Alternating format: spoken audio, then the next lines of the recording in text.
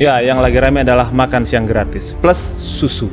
Susu gratis. Gimana tuh makan siang gratis temuan liputan lu? Ya, jadi ini salah satu program yang bikin pusing banyak orang. Banyak orang. Ya, Pemerintah? atau pemerintahan siapa? sekarang dan pemerintahan berikutnya. Oke. Kenapa tuh? Ya, karena program ini harus masuk di APBN 2025. Oke. Ya.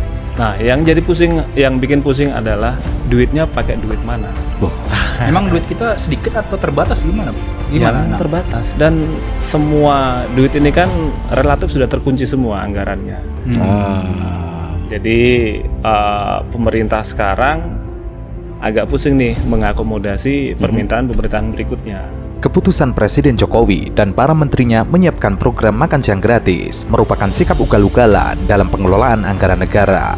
Lantaran menyedot biaya besar, makan siang gratis untuk anak-anak sekolah bakal memangsa banyak program dan pos anggaran lain yang lebih penting. Padahal, selain rawan korupsi, makan siang gratis belum tentu mendapatkan manfaat yang sebanding dengan program yang tereliminasi untuk membiayainya. Gitu. memang seberapa serius dari pemerintah atau kubu yang menang Prabowo Gibran untuk membahas atau menyiapkan program makan siang gratis ini? Ya, program ini harus berjalan. Pak Prabowo sudah minta dari beberapa narasumber yang kita temui, Pak Prabowo minta at all cost program ini harus jalan mulai 2025. Mulai 2025, oke, terus? Dan permasalahan adalah anggarannya terbatas. Ya. Karena kalau kita lihat kemarin di kampanye kan Pak Prabowo bilang puluhan juta sampai 80 juta anak akan dikasih makan siang gratis ya dengan susu. Dan itu kan anggarannya sekitar 400 triliun. Nah, itu tidak ada anggarannya 400 triliun itu. Pemerintah sudah memasukkan program makan siang gratis ke rancangan anggaran pendapatan dan belanja negara 2025. Belum ada penetapan nilai anggaran untuk proyek yang menjadi janji kampanye pasangan kandidat Presiden Wakil Presiden Prabowo Subianto Gibran Rakabuming Raka ini.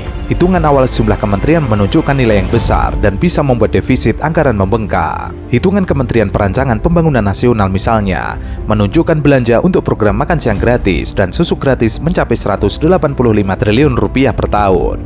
Sedangkan Kementerian Koordinator Perekonomian menyebut nilai 257 triliun dengan asumsi terdapat 70 juta penerima dan harga makanan 15.000 per porsi per hari. Ini menarik nih, karena beberapa orang yang kita temui bilang timnya Sri Mulyani itu berusaha menghindari pembahasan khusus mengenai makan siang gratis. Berusaha menghindari ya? Kenapa? Karena ya ini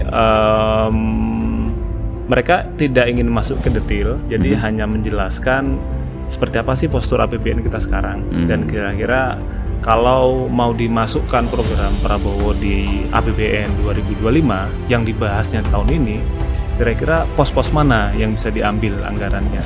Oke. Dari Kementerian Keuangan fokusnya di situ aja supaya ini juga tidak jadi beban mereka karena untuk tahun ini kan mereka tugasnya merancang, sementara yang mengeksekusi kan di pemerintahan selanjutnya yang mungkin praktis baru jalan di Oktober ya. Jadi timnya Sri Mulyani sendiri juga kebingungan dong ya.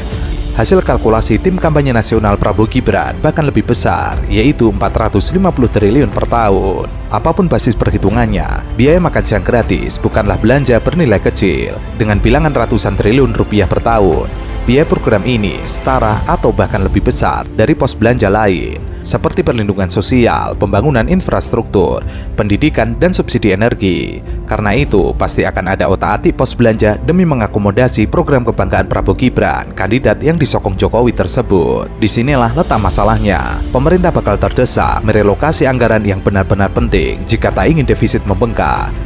Ya mungkin yang agak seru nih, Apa?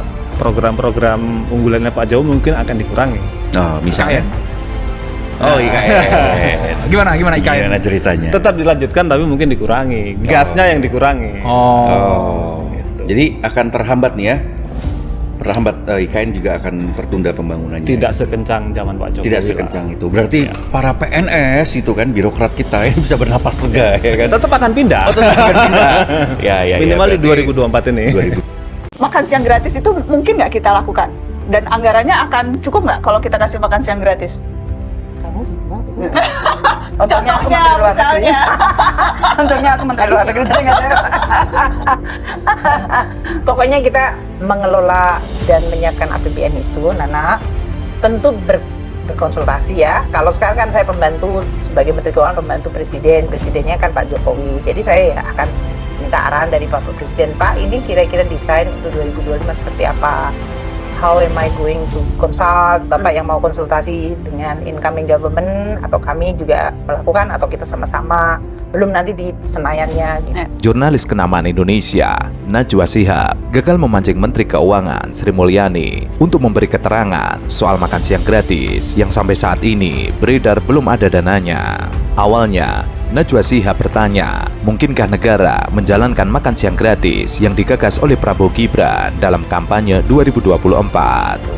Jadi ya ini paralel, semuanya sedang dalam komunikasi. Karena belum ada nanti hitung-hitungan yang benar-benar desainnya akan seperti apa, aku nggak bisa ngomong juga sih, Nak. Karena prosesnya kan masih di Februari menjelang Maret. Maret ini, bulan ini kita akan mulai masuk kepada angka yang lebih konkret. Kementeriannya siapa yang nanti akan melakukan, bagaimana anggaran dari kementerian tersebut, apakah ini sebagian dibagi ke pemerintah daerah, apakah Ada banyak ngambil sekali semua, komponen. banyak sekali berbagai macam kemungkinan karena memang desainnya kan belum settle ya dan jadi ya kita konsultasi terus aja gitu. Jadi nggak bisa ngomong ada-ada, kalau banyak orang nanti malah saya senyum aja diinterpretasikan. Menanggapi hal tersebut, Sri Mulyani menjawab dengan sangat normatif. Ia mengatakan bahwa dana makan siang gratis sedang dikonsultasikan kepada Jokowi, Prabowo hingga ke Senayan. Sri Mulyani mengaku belum berani menyimpulkan karena belum ada hitung-hitungan yang jelas dari program tersebut. Selesai, jadi kita mikirin yang sudah selesai ke depan, jalan yang sekarang, dan harus mulai nyiapin yang ke depan. Yang ke depan kan bukan pemerintahan yang sekarang. So it's kind of gimana menyiapkannya. Kalau yang beberapa kali transisi dulu namanya baseline. Baseline itu kan cuma kata saja. Namun karena kampanye sudah menyampaikan, saya akan melakukan A, B, C, D. Konkretnya Itu. akan melakukan makan siang gratis. Iya, Nana yang ngomong. Aku ngomongin APBN itu. Kan contohnya kan Jadi di kampanye. Menurutnya, prosesnya masih panjang, masih perlu dikaji dan juga dirumuskan hingga detail.